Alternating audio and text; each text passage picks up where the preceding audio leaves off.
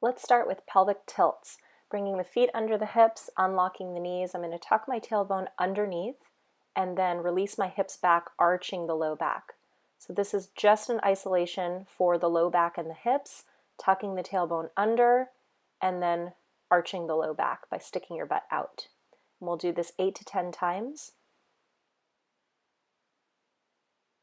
I'm going to hold that tucked under position and now just lift the heels. So I'm pressing up onto the balls of the feet. The feet are in parallel directly under my hips. Now I'm going to angle just my knees in toward the big toe. So the feet still stay in parallel, knees aim in toward one another. And now I'm going to angle my knees outward. So this one is hard to do without actually turning your feet out, but you want to try to keep your feet in perfect parallel and just angle your knees out toward the pinky toe. Now I'm going to bring my feet back under the hips, tuck my tailbone under, and just push the knees forward. My feet are going to stay flat on the floor as I push my knees forward, and I'm not going to sit back in a squat, so my back is pretty straight here. This is really good for warming up the ankles and the calves. Now I'm going to step my feet close together and we're going to do figure eights. So again, with the soles of the feet down on the floor, heels aren't coming up. I'm just making a number 8 in front of my body with my knees bent. And in all these positions, you want to think about keeping your tailbone tucked under and keeping your lower abs on. This is a good way to protect the low back. I'm going to reverse the direction of that figure 8.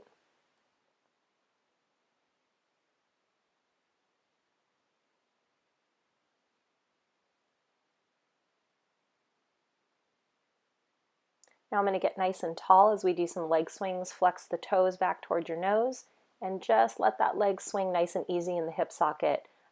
Just watch for the knee. You don't want it to bend as the leg goes back behind you.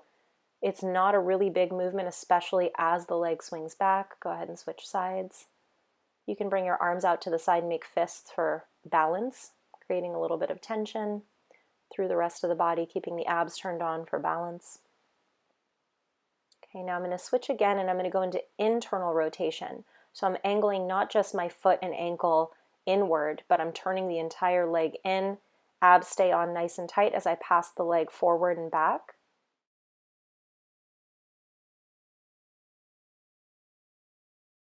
Switch legs and do internal rotation, forward and back on the other side. If balance is an issue, you can always use one hand to hold on to a wall or a banister or anything just to help maintain your balance. Switching again, I'm going to bring one knee up and I'm going to do internal external rotation of the femur. So just of that thigh bone rotating inside the hip socket. I've flexed my toes back. I'm really trying not to move the lower leg or the knee. The knee is going to stay in the same place as I rotate in and out. Switching sides. And with this movement, again, it's also not a big range of motion. You're going to get more external rotation than internal rotation. So externals here, internals there. But we definitely want to work on that for low back health. Now I'm going to step my feet wider, turn both of my legs in toward one another, tuck the pelvis underneath, get tall through the spine. Arms are up at about a 45-degree angle, and I'm going to side glide just my ribs over to the right side. The lower body position will help lock the pelvis in place, so you want to try to keep those toes and legs angled in, squeezing your glutes. We're going to switch sides. Now I'm just sliding the rib cage over to the left.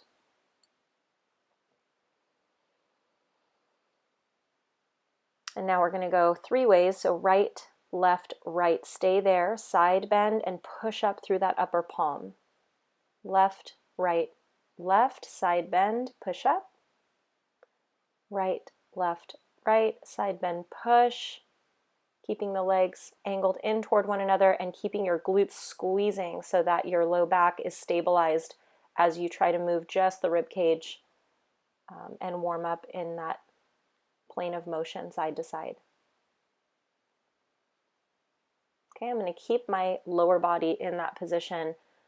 Now we're going to focus on the shoulder blades. So bringing both hands out in front of you, you're going to flip one palm over, pull that elbow back. Think about drawing a bow and arrow.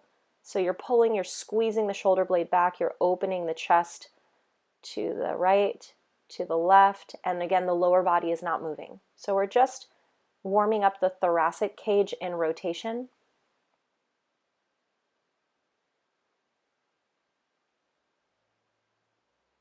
Now we're going to do some neck cars, controlled articular rotations, creating tension through the whole body, abs on, bringing the chin to the chest, looking over the right shoulder, tipping the ear over the right shoulder, and try to make a big circle back and around. Think about elongating your spine. We don't want to collapse through the neck as we go through these rotations because you can compress and potentially do some damage to the cervical vertebra. So I'm keeping some tension through my entire neck and elongating out through the crown of my head as I'm making these rotations around. 3 times in one direction, and then we switch. If you're doing this in front of a mirror, just make sure that your shoulders aren't moving along with your head and that you're not getting a lot of tipping in the torso. We really just want to isolate the cervical spine. Okay, now we're going to come down onto one knee. This is called positive torsion. I'm tucking my tailbone underneath, flattening out the low back, fingertips to the side of the head as I roll down through my spine and then add a rotation, elbow towards the opposite knee. Your elbow does not have to touch your knee, and if twisting produces any kind of pain or discomfort in your low back, you would want to limit that range of motion. I'd say that's true for anything in your exercises or even your warm-up, that you want to listen to your body and make sure you're not pushing through pain or forcing your body to go into ranges that you do not have control in. Switching sides, roll down, twist.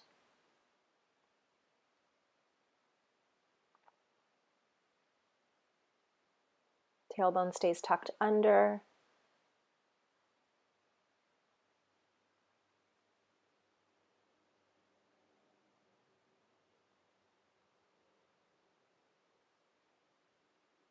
Now for our last warm-up, we're going to get into the arms and shoulders. So kneeling, you can sit on your heels if that's comfortable, or you can use a chair. Get tall through your spine, bringing hands out into external rotation, fingertips back. Open your shoulders, push out to the side, push up, push forward, squeeze just the shoulder blades back, bend the elbows, open the arms, reach the back of the hand as high up onto the back as you can, internal rotation of the shoulders. And repeat. External rotation, push through the palms, push up, push forward, squeeze back, bend the elbows, open, reach the back of the hand up. And one more time, external rotation, open the shoulders, push through the palms, push forward, squeeze back, bend, open, close, back of the hand reaches up. Now we interlock the fingers, press the palms forward, spread the shoulder blades apart, squeeze just the shoulder blades back, bend the elbows up, palms up. Try to press the palms together behind your head without ducking the head forward, and come back to the start position. Push, squeeze back, bend the elbows up, palms together behind the head, back up, back under the chin, and push forward one more time, squeeze back.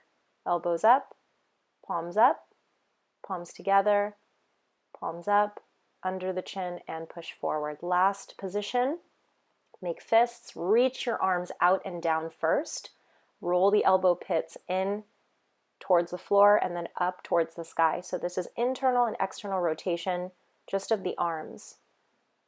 We start at a low 45, now you reach out parallel to the floor, roll in and out. Try to make sure that your shoulders aren't moving with this. You really just want to feel that arm bone in its socket rotating in both directions. Now we go up at a 45-degree angle. And that's your warm-up.